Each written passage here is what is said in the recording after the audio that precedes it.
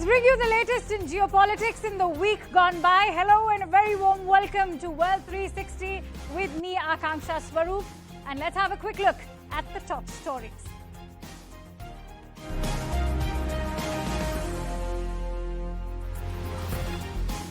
China concludes its military drills but makes it amply clear that the drills will become a regular feature.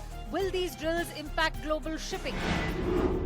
In an exclusive interview to CNN News18, India's External Affairs Minister S. Jaishankar reacts to China's blocking of India and US's UNSC joint bid to designate Abdul Rauf Azhar as a global terrorist. Jaishankar says terror used as an instrument of pressure and such moves are impacting China's credibility. And author Salman Rushdie is on ventilator support, unable to speak after being stabbed on stage in New York. The 24-year-old attacker, identified as Hadi Matar, is a Shia extremism sympathizer.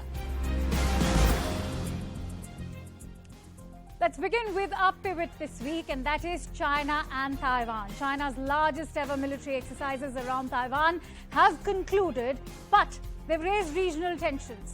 And more importantly, they have provided insights into how Chinese forces might operate around Taiwan in case of a conflict. While Taiwan has accused the dragon of preparing for an invasion, is it ready yet? And what's the aftermath?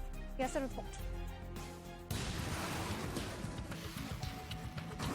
The howl of missile fire has temporarily paused over the Taiwan Strait. China's People's Liberation Army has concluded its military drills. Last week, Beijing had launched live-fire military exercises. These took place in 7 large zones surrounding Taiwan's main island. This soon after US House Speaker Nancy Pelosi visited Taiwan. Many analysts have called China's move a bluff and a blatant show of its military might. But Taiwan claims that the dragon is preparing for war. This as Beijing has repeated its resolve to annex Taiwan by force if peaceful means prove unsuccessful. China has also released a white paper reiterating its claims on the self-ruled island. It's titled The Taiwan Question and China's Reunification in the New Era. Not surprising that the CPC sounds determined to ensure reunification of Taiwan. 我们正告台湾民进党当局，勾连外部势力进行谋独挑衅，最终只会加速自身覆灭，把台湾推向灾难深渊。搞台独分裂绝不可能得逞，出卖国家民族利益必将遭到彻底失败。 And while defense experts debate the possibility of a full-blown China-Taiwan war, what China has made amply clear is that these drills will now become a regular event. 东部战区近期在台岛周边海空域组织诸军兵种部队系列联合军事行动。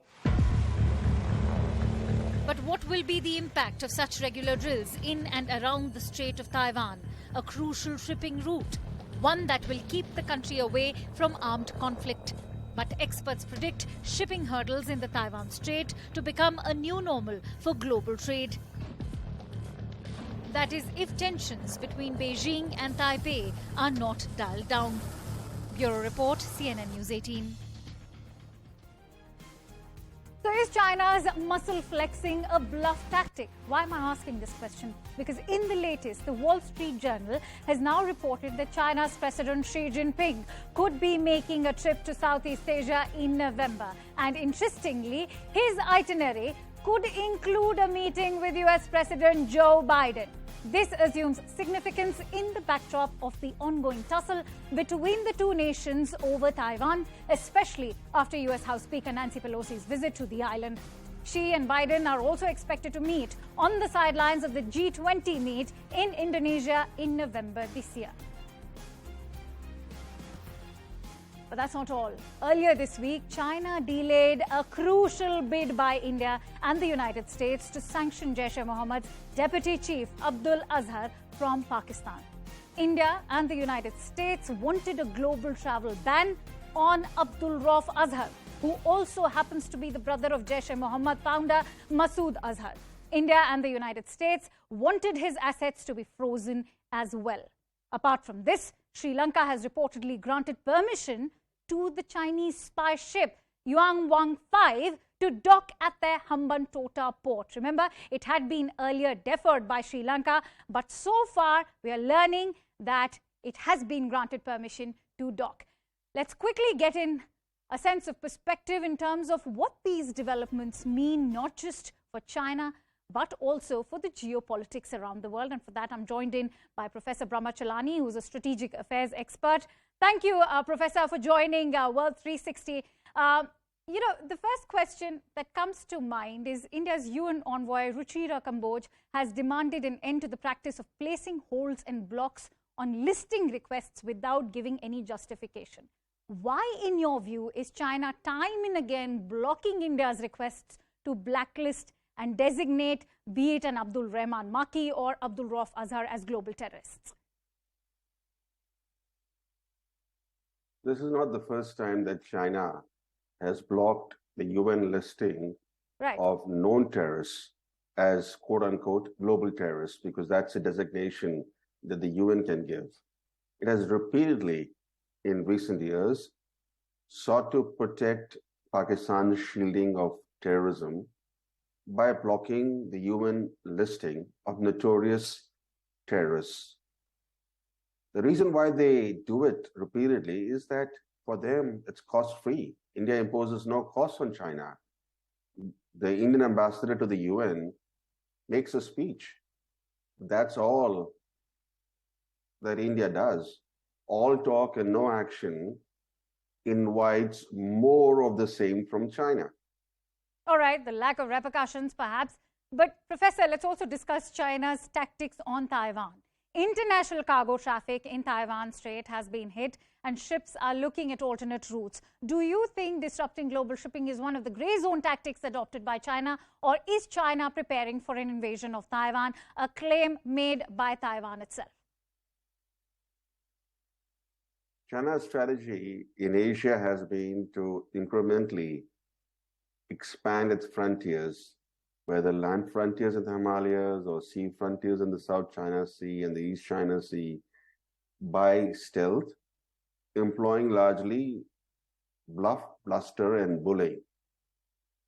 By using bullying, especially coercive tactics, it seeks to coerce its neighbors into yielding to its demands.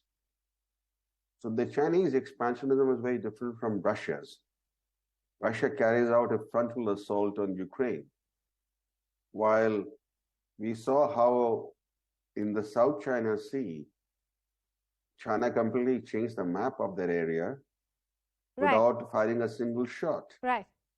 And we have seen how since April 2020, when China, without firing a single shot, by using stealthy means, grabbed Indian territories in Indian Ladakh.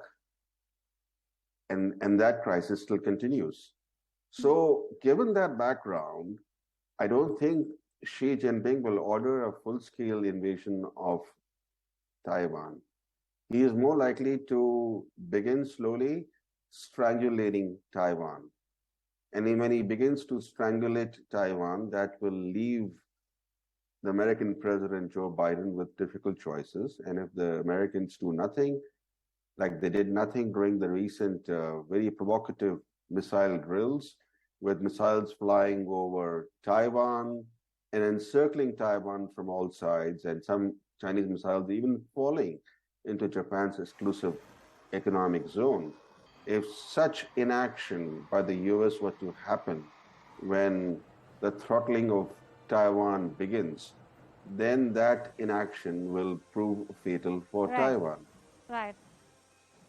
I can't help but agree with you, Professor. On that note, thank you for joining this discussion.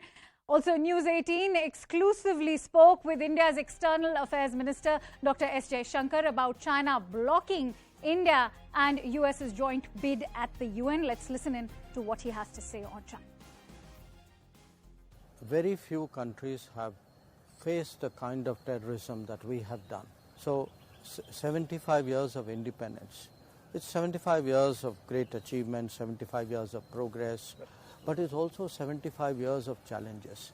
And among the challenges, beginning from 1947, if you see how events happened, unfolded in Jammu and Kashmir at that time, the use of terrorism as a instrument of pressure or coercion against India has been something which has been very much part of these 75 years. So we have to be very resolute. We have to have clarity on this. It is not an issue on which we can ever compromise. So what for us to press for a sanctioning listing of notorious terrorists, people who have not hidden what they have done, is absolutely natural. In some very tragic news, acclaimed author Salman Rushdie was attacked on 12th of August on stage at an event at the Chautauqua Institution in New York, right when he was about to deliver a lecture.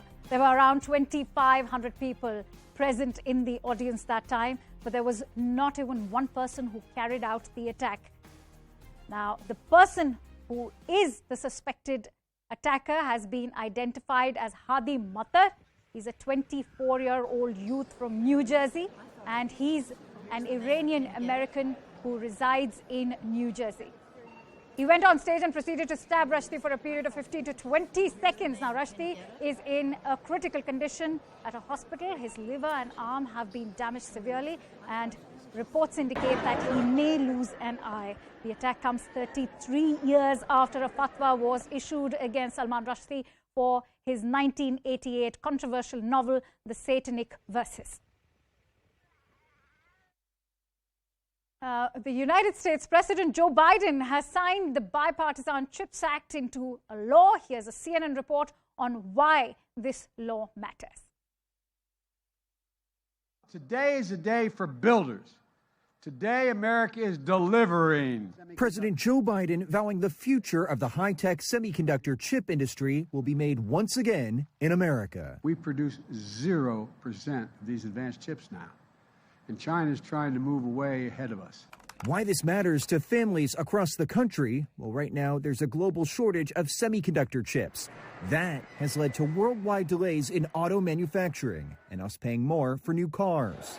A lack of chips often means months of wait times for those who make new phones, medical equipment, and parts the defense industry needs. Our over-reliance on foreign manufacturers is a real vulnerability. But as has been said, that's going to change. The CHIPS Act invests more than $200 billion over the next 5 years to help America regain a top role in making semiconductors. At the moment, Taiwan produces most of them.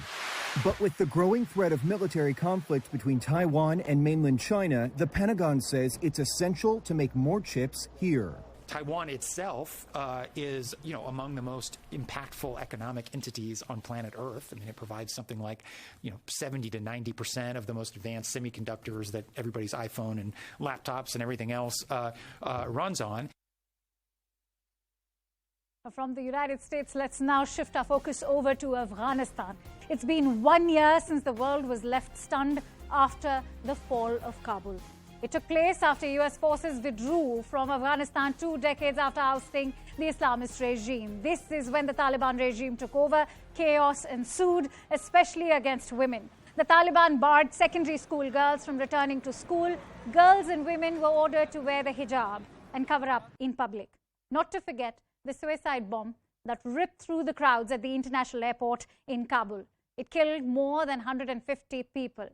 The Islamic State Khorasan province claimed responsibility for this attack. These incidents were perhaps just a few key events of the year gone by, ever since the U.S. forces withdrew from Afghanistan, not to forget the recent killing of the Al-Qaeda chief and terrorist mastermind Ayman al-Zawahiri. News 18's Kannada editor Nikhil Joshi spoke exclusively with India's External Affairs Minister Dr. S. Jaishankar about India's Kabul mission. Let's listen in to what the foreign minister had to say. We sent our diplomats, Indian diplomats, back to Kabul really to ensure that the relationship which has been built up over many, many years continues to be maintained, because it's a relationship with the Afghan people, with the Afghan society.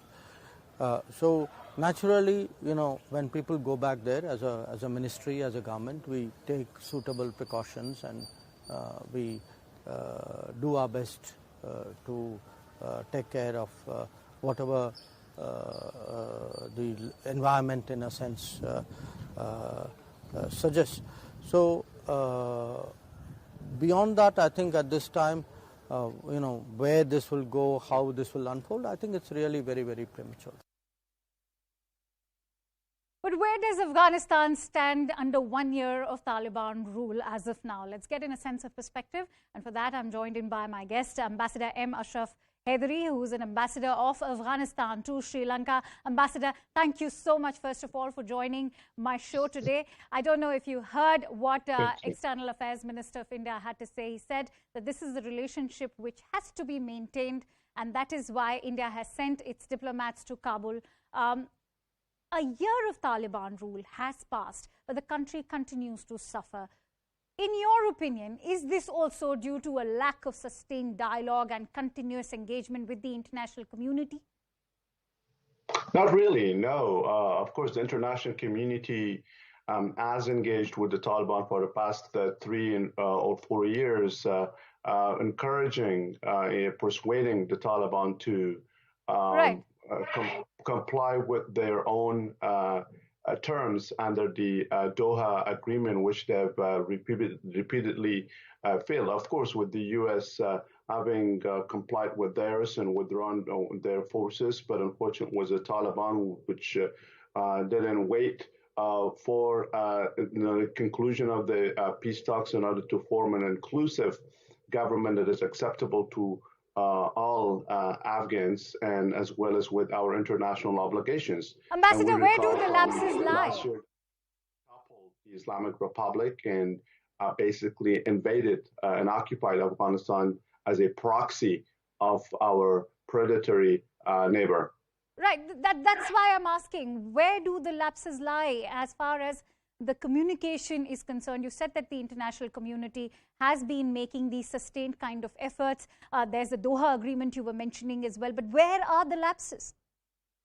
Well, the lapses are completely upon the Taliban. It's just, the ball has always been in their court. They have simply, failed to talk and engage in talks with all Afghan groups in order to form an inclusive government. That deal is still on the table, as we hear from the resistance leaders who continue saying that on the one hand they will continue resisting the Taliban's tyranny. On the other hand, they are willing to talk to the Taliban as long as the Taliban are willing to engage in sincere, meaningful, and genuine peace talks. And that's why your foreign message has said that, the presence of the diplomats in Afghanistan is unpredictable, it's uncertain. You have just sent them to engage with the Afghan people. You didn't say with the Taliban. That's what the Afghan people hope from the Indian government, because India has traditionally been the friend of the Afghan people, so much the regimes such as the Taliban, which have come and gone into power, mostly sponsored by the deep state and our predatory neighborhood. Right. Ambassador Haidery, ever since the Taliban took over, Afghan women have been systematically disappearing from public life. Is there a greater need for the international community to act rather than merely condemn these atrocities against women in Afghanistan? Because the Taliban clearly don't seem to be changing. Absolutely. The Taliban have only gotten worse than pre-9/11. We just, experienced the way they've changed, and that's the heading of the Al-Qaeda's leader, Ayman al-Zawahiri in Kabul, which, the Minister of Interior of the Taliban, Sirajuddin Haqqani, have been sheltering and hosting. The women of Afghanistan, not just the women of Afghanistan, but the entirety of the Afghan nation, but especially women, which is more than half of our population, completely isolated, living under a gender apartheid that the international community must tangibly end and hold the Taliban to account under international laws, because it's only in Afghanistan where women are banned from education and from work. This is the only country out of the 190 plus nations in the world that is doing this. So it is absolutely against Islam. It's nothing to do with Afghan culture. It's just a strategic goal, a kind of soft, lethal weapon. The Taliban is a proxy of Pakistan that is using to ensure, that Afghanistan never develops and grows economically on a sustainable basis to be a prosperous, peaceful country in this region. And it's not just, affecting Afghans, but there's implications for the whole region, including India. And that's why India should and must be cautious, as the foreign minister said. That's a problem. Right. Right. That's a problem that's been equally burgeoning as the issue of terrorism in Afghanistan. I'd have spoken about that as well, but I'm running short of time. Let me also thank you, Ambassador, for joining in this discussion. And with that, we quickly slip into a short break. More news and updates follow on the other side. Stay with us for the latest on the Ukraine-Russia war.